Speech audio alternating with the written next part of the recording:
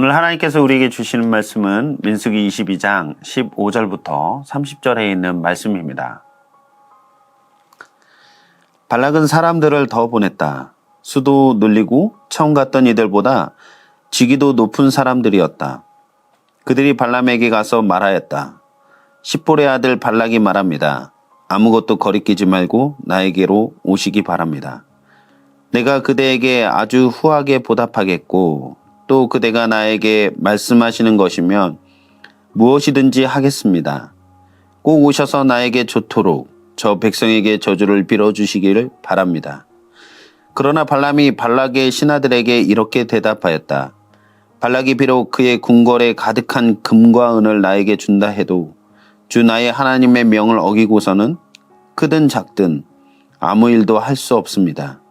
그대들은 오늘 밤은 이곳에서 묵으십시오. 주님께서 나에게 무엇을 더 말씀하실지 알아보겠습니다. 그날 밤에 하나님이 발람에게 오셔서 말씀하셨다. 이 사람들이 너를 부르러 왔으니 너는 일어나 그들과 함께 가거라. 그러나 내가 너에게 하는 말만 하도록 하여라. 발람은 아침에 일어나 자기 나귀에 안장을 얹고 무압 구간들을 따라서 길을 나섰다. 그러나 그가 길을 나서는 것 때문에 하나님이 크게 노하셨다. 주님의 천사가 그의 대적자가 되어서 길에 서서 가로막았다. 발람은 자기 나귀를 탄 채로 있었고 그의 두 종이 그와 함께 있었다. 나귀는 주님의 천사가 칼을 빼어 손에 들고 길에 선 것을 보고 길을 벗어나 밭으로 들어갔다. 발람은 나귀를 때려 다시 길로 들어서게 하였다. 그러자 주님의 천사가 이번에는 두 포도원 사이에 좁은 길을 막아섰다. 이 길 이쪽에도 담이 있고 길 저쪽에도 담이 있었다. 나귀는 주님의 천사를 보자 이쪽 벽으로 몸을 바짝 붙여 발람의 발을 벽에 긁히게 하였다. 그러자 발람이 나귀를 한 대 더 때렸다. 그때 주님의 천사가 앞으로 더 나아가 오른쪽으로도 왼쪽으로도 피할 수 없는 좁은 곳에 섰다. 나귀는 주님의 천사를 보고는 발람을 태운 채로 주저앉았다. 발람은 화가 나서 지팡이로 나귀를 때렸다. 그때 주님께서 그 나귀의 입을 여시니 그 나귀가 발람에게 말하였다. 제가 주인 어른께 무슨 잘못을 하였기에 저를 이렇게 3번씩이나 때리십니까? 발람이 나귀에게 대답하였다. 너는 나를 놀림감으로 여기느냐? 내가 칼을 가지고 있었더라면 이 자리에서 너를 죽였을 것이다. 나귀가 발람에게 말하였다. 저야말로 오늘까지 어른께서 늘 타시던 어른의 나귀가 아닙니까? 제가 언제 이처럼 버릇없이 군 적이 있습니까? 발람이 대답하였다. 없었다. 앞선 21장에서 이스라엘 백성들이 가나안 사람들을 정복한 사건은 주변 나라들에게 큰 위협으로 느껴졌습니다. 모압 왕 발락은 이스라엘 백성들에게 자신들이 멸망당할 수도 있을 것에 대한 두려움이 있었어요.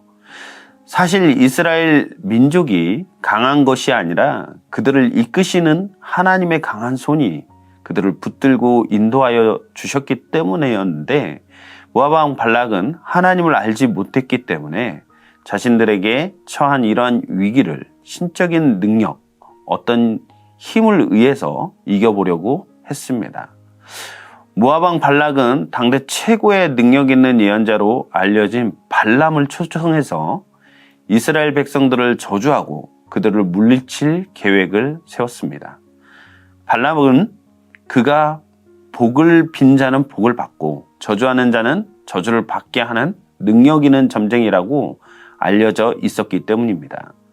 발람은 메소포타미아 북쪽에 거주했으며 그는 꿈이나 징조를 사용해서 미래를 예측해 돈을 받던 점쟁이였고 그의 말은 주변 국가들의 운명에 치명적인 영향을 미칠 수 있을 정도로 영향력이 있고 인정받는 자였습니다. 발락은 발람에게 한 백성이 애굽에서 나와서 온 땅을 덮고 있는데 그들이 자신을 맞은편까지 이렇게 도달했다라고 이야기를 했습니다. 이들이 자신들보다 강하니 이들을 저주해달라고 요청을 합니다. 이스라엘 민족은 하나님께서 붙들고 여기까지 인도해 오셨습니다. 결코 이방의 점쟁이가 저주를 한다 해서 무너질 대상이 아니었습니다. 하나님이 이스라엘 민족을 이끌고 계시고 그들과 함께 하시기 때문에 그들은 어떤 상황 속에서도 하나님이 허락하지 않으시면 결코 무너뜨릴 수 없는 민족이었습니다. 발람은 알았습니다. 이스라엘이 저주의 대상이 아니고 하나님께 복을 받은 자들임을 그는 분명히 알았습니다. 그렇기 때문에 모압 왕 발락의 요청에 그렇게 할 수 없다라고 정중하게 거절했습니다. 발락은 1차로 보낸 사절단이 효과가 없자 2차로 더 높은 지위에 있는 많은 사람들을 발람에게 보냅니다. 그리고 발람이 자기에게 와서 요구한 대로 이스라엘을 저주해 준다면 큰 명예와 재물을 주겠다라고 약속을 합니다.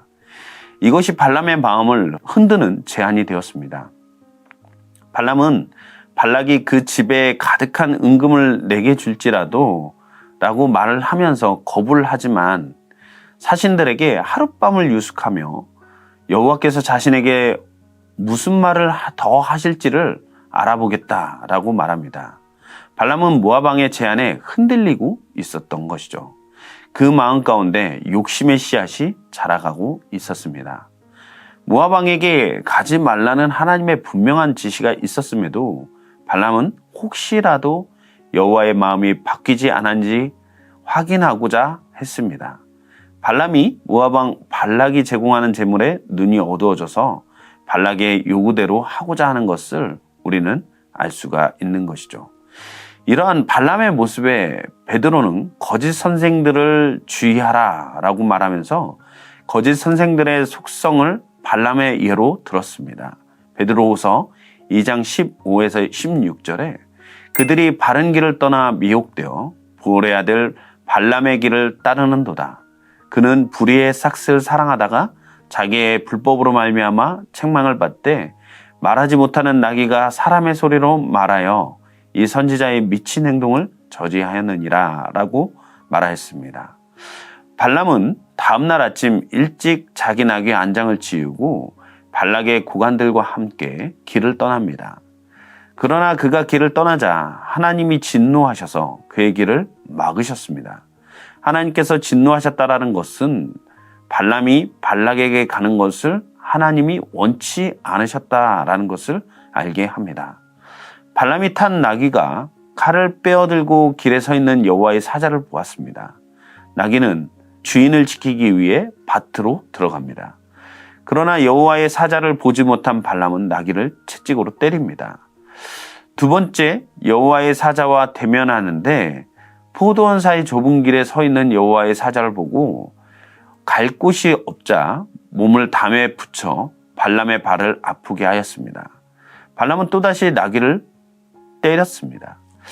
세 번째 여호와의 사자를 대면하였을 때 더 이상 좌우로 피할 수 없는 좁은 곳에 서 있자 나귀가 아예 발람을 태운 채로 주저앉아 버렸습니다.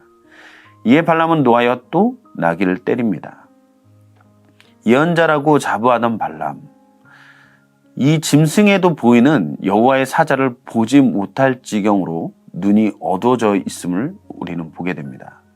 재물에 어두워져 보지도 못하고 깨닫지도 못하고 있습니다. 욕심의 씨앗이 우리 안에 자라날 수 있음에 우리는 날마다 경계해야 합니다. 발람은 나귀가 말을 하는 비정상적인 상황 가운데서도 그 현상에 의문을 갖거나 하나님의 뜻을 구하기는커녕 나귀를 죽이려고까지 했습니다. 발람이 제시한 부와 명예에 마음이 사로잡혀 그것에 움직였기 때문에 자신이 가는 길이 멸망의 길인지도 모르고 가고 있었던 것입니다. 욕심은 이처럼 치명적으로 우리를 병들게 합니다. 우리의 삶 가운데서도 우리의 영적인 눈을 멀게 만드는 것이 무엇인지에 대해서 분별하여 살필 수 있는 우리 미랄교회 성도님들이 다 되기를 간절히 소망합니다.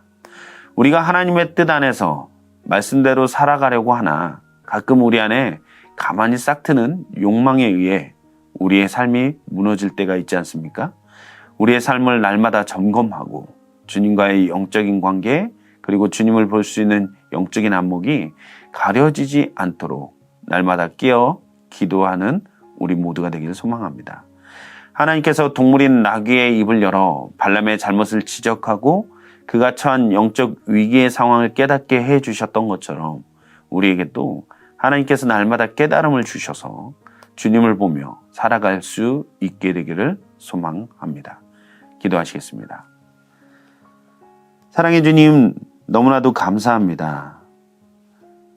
우리가 하나님의 뜻대로 살아가려 몸부림치지만 가끔 우리 안에 욕망의 싹이 자라날 때가 있습니다. 영적인 눈이 어두워지고 또한 영적으로 하나님의 영광을 바라보지 못할 때가 너무나도 많이 있습니다. 그러할 때마다 하나님께서 나귀의 입을 열어서 발람에게 깨우쳐 주셨던 것처럼 우리에게도 하나님의 말씀을 들려주셔서 날마다 깨닫고 주님께로 돌아설 수 있는 믿음의 결단이 있는 우리 모든 성도님들의 삶이 될 수 있도록 주님 인도하여 주시옵소서. 이 모든 말씀을 우리 주 예수 그리스도의 이름으로 기도했습니다. 아멘.